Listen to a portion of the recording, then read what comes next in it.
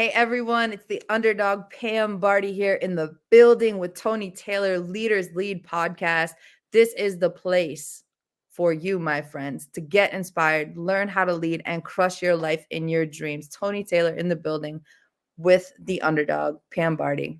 So much love. I'm Tony Taylor. Are you here for Leaders Lead the Podcast? Let's go. Hey, how did you beat me? Look, let me tell you about this podcast. We got like 5 seconds. Leaders Lead the Podcast is about leadership.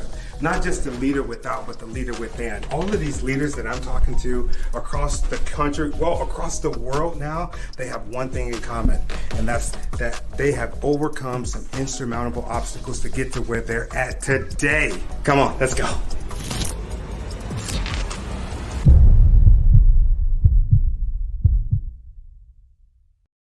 Ooh, every time I see that, I'm like, oh man, that's pretty epic. Welcome to Leaders Lead the Podcast. I'm super excited. Today, we got somebody that I am truly inspired by. She is a real estate mogul. She has a podcast. The name of it is called Underdog Podcast, and it's in the top 5% of the world, right? Goals. She is more than all of that stuff, right? More than all of that, like, because she is freaking phenomenal. The thing that I like about Pam is her spirit. She's one of the nicest people that I've ever met. And I'm not just saying that. She's super nice.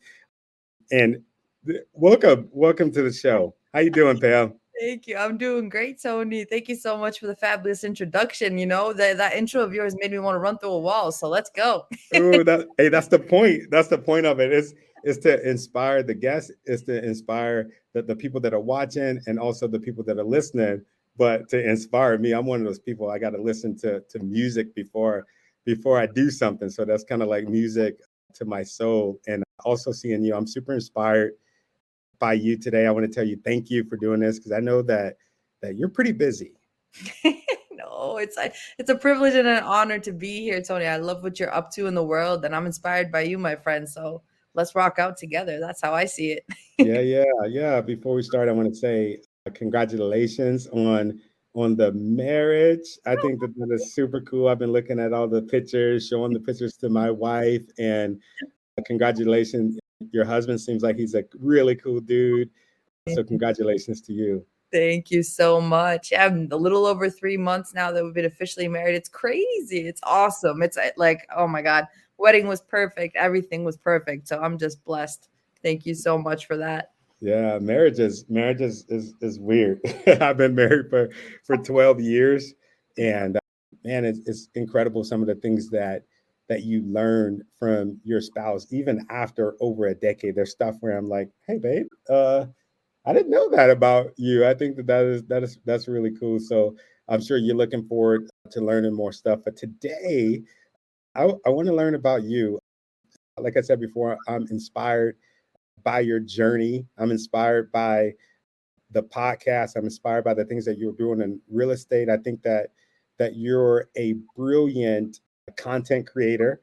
Like I was telling you before we started, I love those glasses. I think that they're everything, man. I'll be scrolling down, and that'll be the first thing that I'll see the amazing glasses, and I'll see that smile. And it's really good to see somebody else out there spreading inspiration, spreading joy and hope. Have you always been so positive? One of my nicknames is Positive Pam. Honestly, it's the truth. I mean, I just, I follow after my dad a lot. So like, I'm like the number one daddy's girl. My dad. So all my mannerisms, the way that, like, my attitude, the way that I am, my like outlook on life, it all stems from my father. He is exactly like, we are the same person. It's hilarious. Wow. Everyone's like, you two are like identical. My dad's this like 6'8", like giant with a ponytail. He looks like he's in the like European mob somewhere, and like, but he's the biggest teddy bear in the world.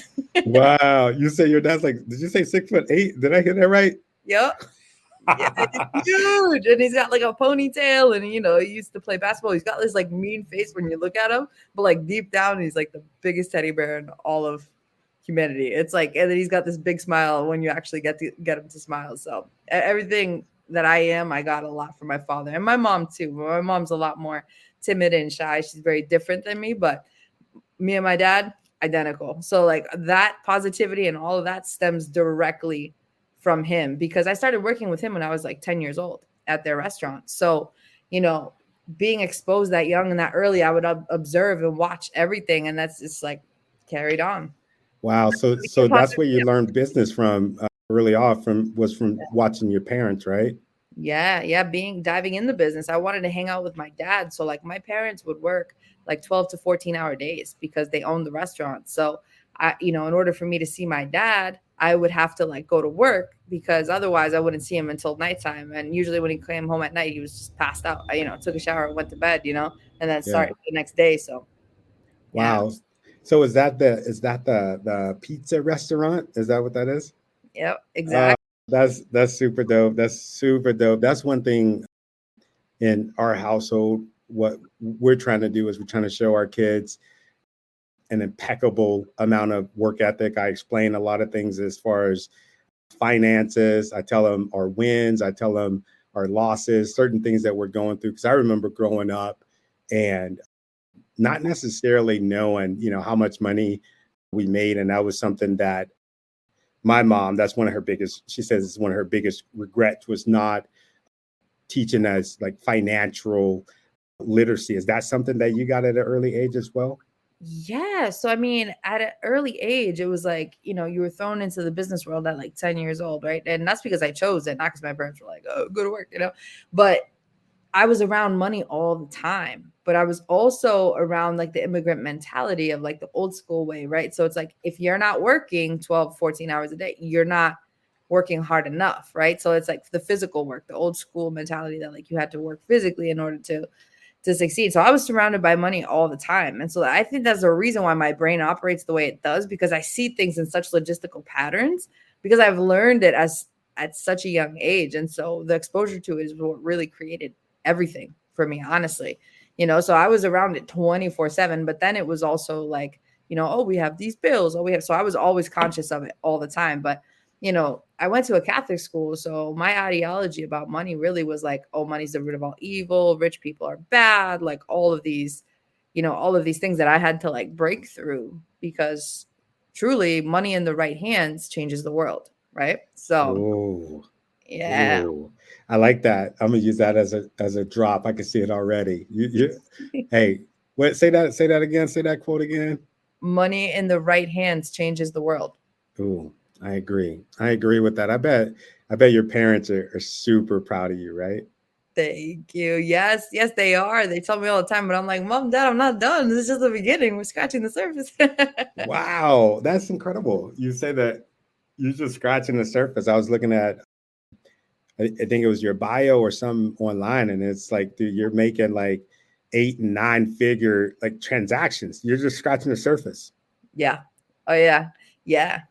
Yeah. So I feel it's interesting because like 2021 was a year for me where, I mean, even like the past few years, right? It's been for me, I was financially free by like 26 years old. And so through real estate, through doing real estate development, construction, doing brokerage deals, like hustling, all of that. And I got to a certain point and I was just kind of like, well, this is great and I could do this forever, but the only person this benefits is me. It's like, Mm. it's time to do more. I heard that little voice inside my head, like, okay, Pam, you're doing great for yourself. Like, what are you doing for the world? You made it to Forbes, you made it to Time Magazine, you did, well, okay, good for you. Now what? And then I'm sitting there and I'm like, oh my God, well, now what? Right? Because it's like you hustle so hard to get to a certain level. And then it's like, what are you actually doing it for? After that point, you get there, it's like, all right, what's next? So then comes next level. And so next level is all about legacy and impact. Legacy and impact. So when it's all, and I usually ask this question, like this is like the last question, but you brought it up for Pam. When it's all said and done, what would you say that your legacy would be? What do you want your legacy? Like I'm talking about, they're getting ready to drop you in the ground, and say for instance, you're like, hey Tony, I want you to be the person to tell them this is what I want y'all to remember me by. because this is what I did. This is what I laid down. What would that be? The story would pretty much be my story. That's what I would want. I would want them to be like, this girl went from delivering pizzas to a 9-figure real estate career and then whatever else I come across in my life and changed X amount of lives. And then through her story, even when she's gone, she's going to keep inspiring because her story is going to live on forever through podcasts, through documentaries, God willing, one day, like public speaking, more stuff going on with that. Like my real estate team that I'm building out to teach people how to do what I do and to see them crush it in their world. So like all of these things, like I want ripple effects everywhere, building schools someday. I mean, that's why I said, I was like, scratching the surface is only part of the equation. I have a whole vision of what I want to do for the world. Wow. That is incredible, because one would say, and humor me for a second, right? This is my child brain. You're rich. Right. Yeah. I love it. Thank you for saying it. So, and here's the thing, and this is where I'm going with this. When I think about leadership, I think about the people, because I feel like in order to be a leader, you have had to go through some things, you've had to learn some things, and you're not necessarily at the top of everything, but you're guiding things. But what you're doing with the money that you earn, or your vision is, as far as your legacy, is to give to other people, to build schools for other people, to create that thing. So it's not like, okay, Pam was amazing, but this person is amazing through Pam. And to me, we were just talking before where I'm like, man, Leaders Lead the Podcast. We're so much more than leadership, but that is leadership. You're such a leader. And how important is that? Is leadership to you in what you do in your business? It's everything, right? When you've got the responsibility of people looking up to you, respecting you, admiring you, treating your word as gold, right? Which is everything to me, right? It's everything I've built since I was a kid. I always said this. I was like, one day I'm going to be super successful in business, and then I'm going to be super mega rich. And with that, I'm going to do super awesome things for the world because I can control it. Because with money, you gain power and respect. Power and respect, you can gain influence. Influence, you can do well and do good things with it. I used to see people driving in Mercedes, and it was like old guys. I was like, that's gonna be me one day. And guess what? I drive a Mercedes, and I've been driving the Mercedes since I was in my 20s, right? And then just like all these things, I used to drive by Harvard. So like my parents, before we moved to Boston, because we lived a little bit north of Boston, I used to drive by Harvard Business School, and I told my parents, I was like, one day I will go there. And my parents like laugh, they're like, yeah, I'm sure parents be parents, they're like, God willing, but it's just, yeah, I hope you do. But like I did, you know what I mean? So what I said I was going to do, I do it. Right. And that's the most important quality of a leader. You can talk and talk and talk and talk and do all that you want. But like at the end of the day, it's what you do. Right. It's about, if you say you're going to do something, you do it. Your word is your gold.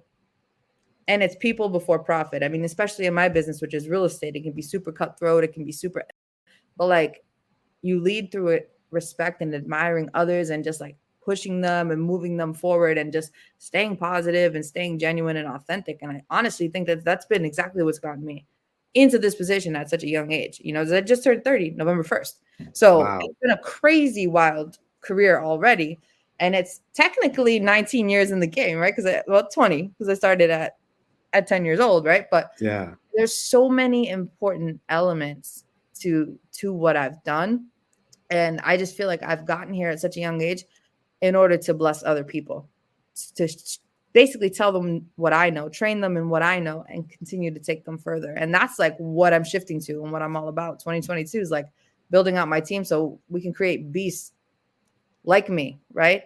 And it's funny because as a young kid, like I wasn't even meant to be an entrepreneur, Tony. I don't know if I've ever shared with you the story and like my breakthrough moment of like how I even stepped into this realm in the first place. You're looking at my notes. I'm looking at your notes. I love it. This is good. Keep going. This is good. So literally, I'm in college, right? So my parents, I got almost a full scholarship to Stonehill College as my undergrad. And I'm in the 4-year program. Initially, I went in for marketing. And then I had to take this class, Applied Calculus for Business. And like, I can't stand math. I only like math when it comes to money, addition, subtraction. But you adding calculus into the mix, that makes no sense to me. It's not going to happen. So I was in this Applied Calculus for Business class. And literally, I can't even lie. Like, this was brutal. I had like a 30 halfway through the semester because I couldn't understand. This professor was throwing chapters at us left and right. I wasn't understanding the concept. I was trying to do everything I could. I ended up dropping that class. And I felt like a failure because I'm like, damn, I need this for my marketing major. Because my plan was go to a 4-year college, and then after that, get a job working for someone. And then after that, own a business like one day, like when I'm like 40 or something. So this was not the trajectory that I was supposed to take. And I want everyone to know, like, this is not like this was a destined plan for Pam since she was a young kid. There's certain things happened in my life that I made the decision, like, F that, I'm moving forward. So basically, this was my first felt like my failure moment, because I was like, I have to drop this class. I look like a failure. Now I have to change my whole major because I don't want to take this class. Like, I was like, freaking out about it as a That's freshman. how I was with stats. Yeah, I feel you.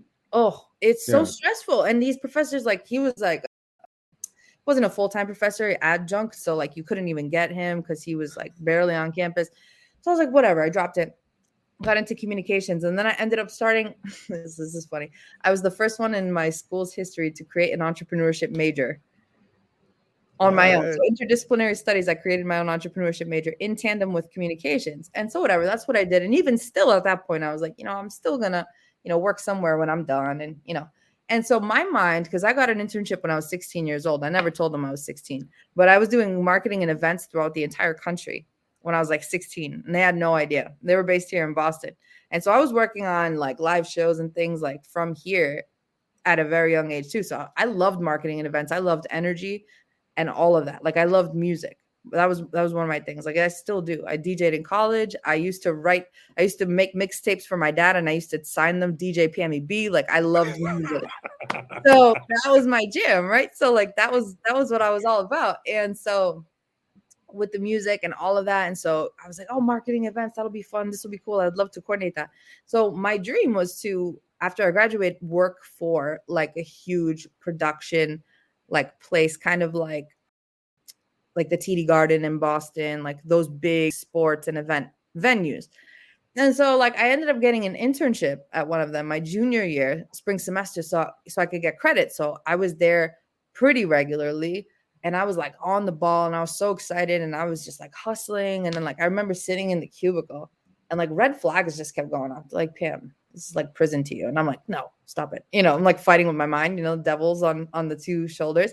Sitting there, and then I'm seeing things in the office that I just don't like. Like just people just rude to each other, bureaucracy left and right. And then I would be in meetings where like, they wanted participation. So I would raise my hand and participate, even though I was an intern. And then I'd get yelled at. And in my mind, like, so many red flags. And even still, I was like, Pam, this is where you want to be. You got to work somewhere when you graduate, blah, blah, blah. Build your connections now, and you'll be fine when you graduate. I tell you, like, honestly, the end of the semester, I sat down, and my supervisor, I was like, I was expecting an A, because a kid who goes to an internship every day is like an easy A, right? If you're there on time, you do what you need to do, right? Like, it would be pretty easy. She gives me like a B minus. I was like, what? And she's like, Pam, you were just too ambitious. Whoa. So they wanted you to stay in your place. That's what it sounded like. You're too ambitious. So that probably was it. That was the 3 words that changed my life. You're too ambitious. And I remember I was so full of rage and anger for like a minute, right? I left, and then I was like, thank you so much, appreciate you, blah blah. And then I'm like walking out, because I'm a Scorpio. I don't know if you believe in the zodiac signs. Like, Scorpios, I'm a Scorpio too. Yeah, so we're explosive people when we get to a certain level, right? So like, it can be, right? Yeah.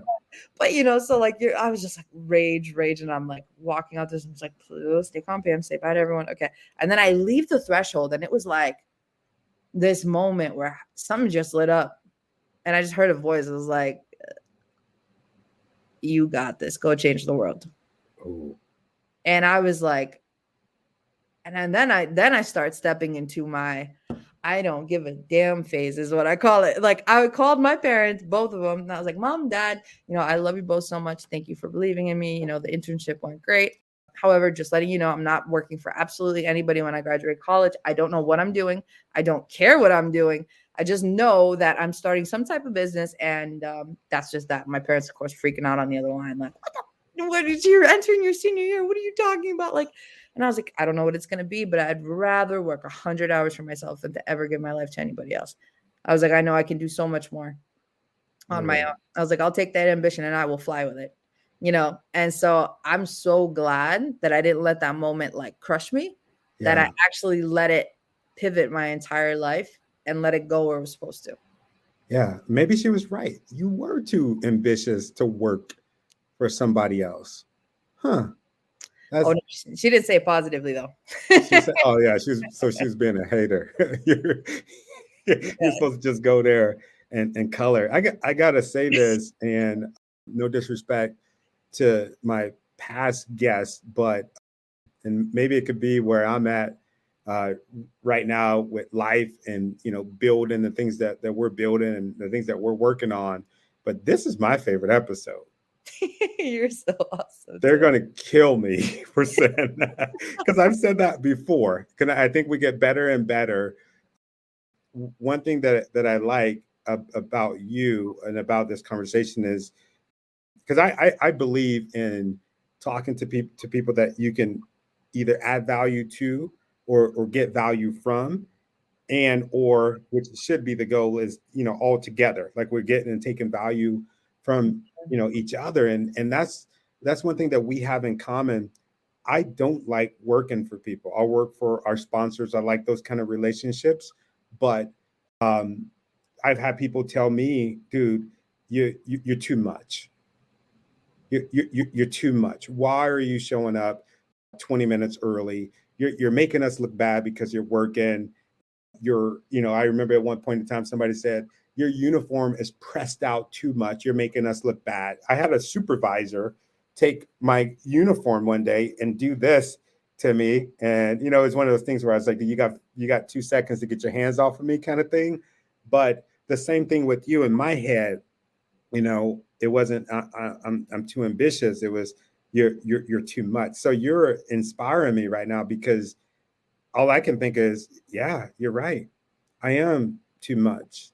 I am too ambitious to succumb to what y'all think I should be. So that's good for the listeners, for the viewers. I want y'all to pick that up, man. That's what I'm getting from Pam. I want you to let me know in the comment section. Let me know in the feedback if you're picking up the same thing or if you're getting something different, because it's art, right? It can be interpreted in different ways. And you might say, Tony, I didn't get that. This is what I got. But this is some good stuff that we're getting from DJ Pam. What is it? DJ Pam EB? Is that what? DJ name, my college DJ name. Oh yeah. Yeah. I love that. I was going to ask you, the name of your podcast is called The Underdog Show. Mm-hmm. And I've been on your podcast. I love it. I think it is incredible. I love the concept of it. Do you still, and I got the feeling that you do, right? But correct me if I'm wrong. Do you still feel like an underdog? Oh, all the time. All the time. All the time. And that's my life story, right? And everything that I've built, I didn't know how I was going to do it. I was just like, this is what I'm going to do. And I just do it. Period. Like, that's how it was for me, even moving forward in my businesses, Tony. Honestly, like, I didn't know what I was going to start coming out of college. And so all I knew was like the restaurant game, because that's all I knew my whole life. Right. So I ended up starting 2 restaurants by the time I was 21. And shortly thereafter, I'm sitting there working like 12, 14, 15, 16-hour days, working on events, because one of my restaurants was the Charles River Bistro. And we oversaw entire July 4th operations, the biggest food operations in the country, with vendors. And we had the. And how old were you at that time? I was like 20 years old. I had a business partner that we teamed up with this. And then I had my own store in West Roxbury, like in Boston. So I had 2 of them that I was operating by 21. And I just remember, like, I was working these crazy hours and I saw these real estate guys coming out and they're like, oh yeah, we're off for the weekend. And it's like Friday and they just went golfing. And I'm like, are you guys drug dealers? Like, what do you do? Like pulling up in these nice cars and like doing whatever the hell you want. And they're like, oh no, Pam, just make money work for us. I'm like, in what way? They're like real estate. I was like, and you said it that way too, probably, right? yeah, I literally did. I was like, because I just need to know, be straight with me. Like, I'm not, no fluff. Like, tell me what's up because this doesn't seem accurate. And they told me all about it. And then I was just so intrigued by the game. And I was like, you know what? Like, I would love to flip houses. This would be like the sweetest thing. And then I'm like, I have absolutely no experience in flipping houses and or real estate. So no construction experience, no real estate experience, like nothing. Absolutely nothing. I'm 21 years old and I've got 2 restaurants. It's like, how the hell am I going to balance and get into this world, right? And but I did. I ended up diving into the industry, trying to go to every single event that I possibly could, then hired a coach, and then that's how I made it happen, So it's like I had no idea how I was going to get there, but I did. Wow. And that's what I mean is like that the underdog is like every single thing that I've put my mind to, and I'm like, oh no, this is going to happen. Because in my world, I'm like, listen, like the universe has got my back. And if you believe in God, then amen to that, because that's exactly what I believe in, that God has had my back like at every single corner of my life, every single day, every single moment, everything that I do is dedicated to that. And it's like, that's why I know I'll never fail.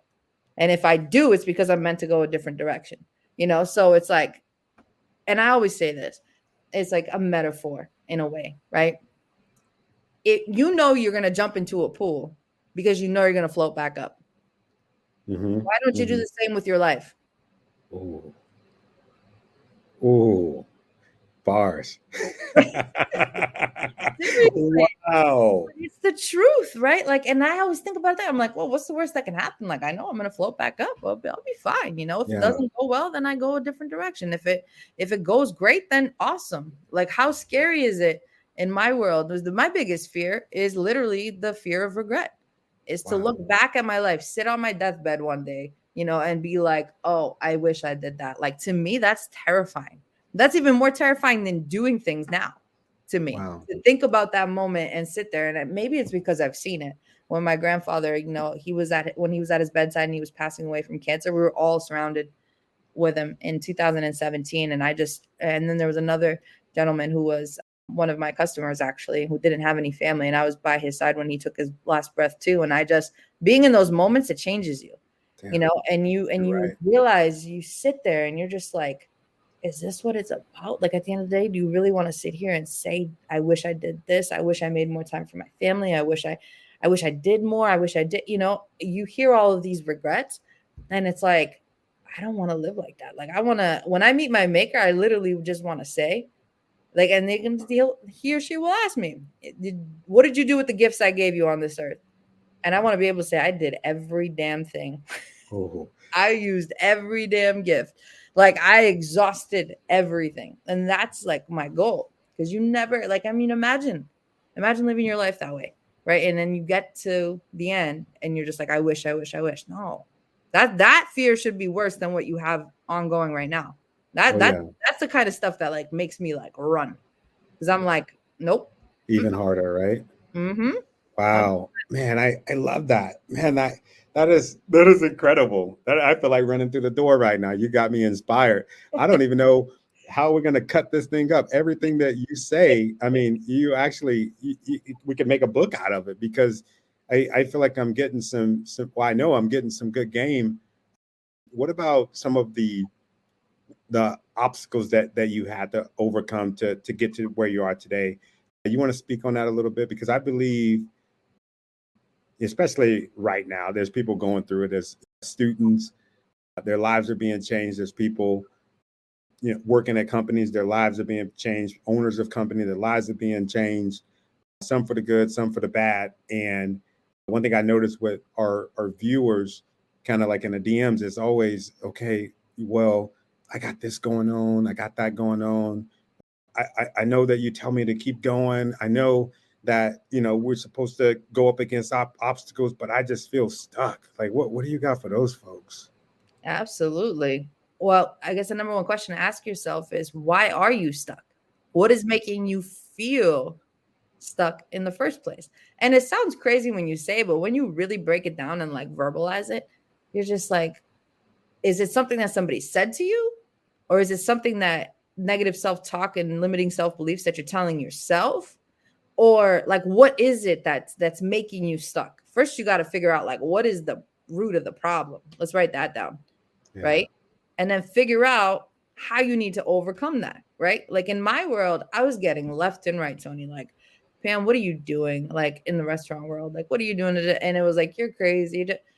And then it's like, when I moved into real estate, I had this one guy who was a really respected person to my father. Like he advised my dad on a lot of things.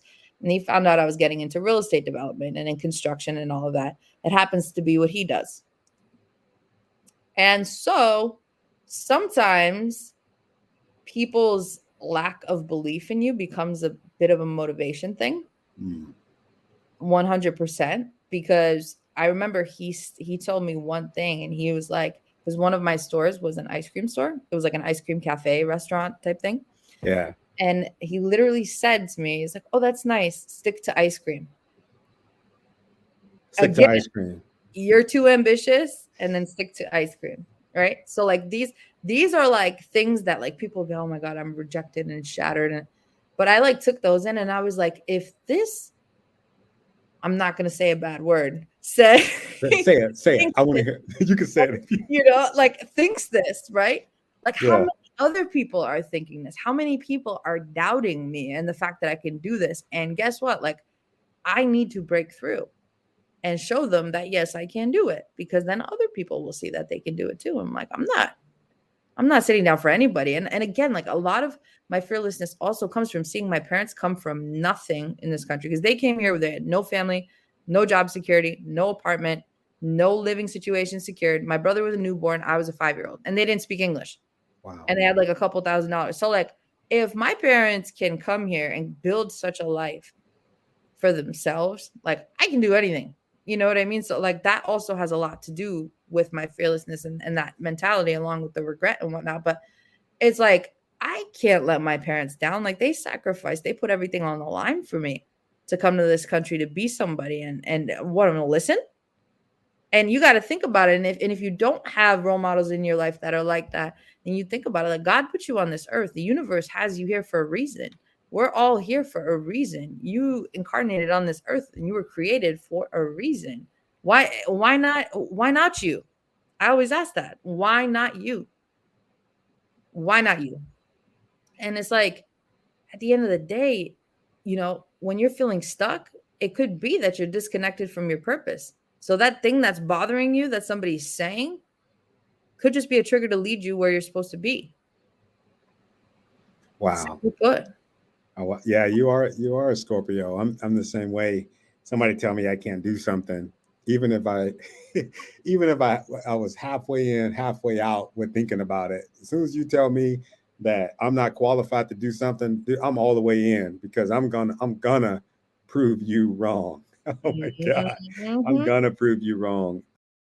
I was gonna ask you, as far as, you know, different principles, what principles do you live by, as far as like that maybe got you to the point where you are, and help you maintain your status?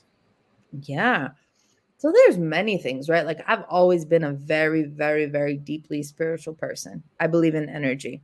Energy never lies. Anytime I don't listen to it, I've always gotten it. That, you know, it's like, okay, Pam, you didn't listen. Like here's your consequences. You know, everything in this life is energy, and I believe in God tremendously. And I feel like I'm led all the time.